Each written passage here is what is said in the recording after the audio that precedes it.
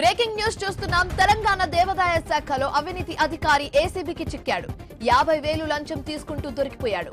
బాగ్ అంబర్పేట్లోని దేవాదాయ శాఖ భూమికి సర్వే రిపోర్ట్ ఇచ్చేందుకు ఇన్స్పెక్టర్ అక్కవరపు కిరణ్ కుమార్ 1,50,000 లంచం డిమాండ్ చేశారు. ఈ వివాదంలో బాధితుడు 50,000 రూపాయలు లంచం ఇస్తుండగా ఆ మొత్తాన్ని స్వీకరిస్తున్న కిరణ్ కుమార్ ను రెడ్ హ్యాండెడ్ గా పట్టుకున్నారు ఏసీబీ అధికారులు.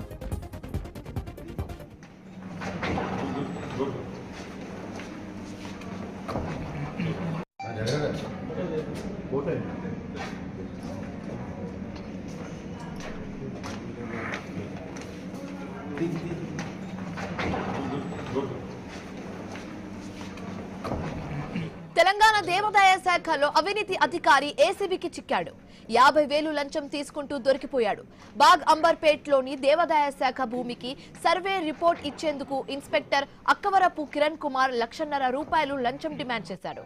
ఈ వివాదంలో బాధితుడు 50,000 లంచం ఇస్తుండగా ఆ మొత్తాన్ని స్వీకరిస్తున్న కిరణ్ కుమార్ ను రెడ్ హ్యాండెడ్ గా పట్టుకున్నారు ఏసీబీ అధికారులు.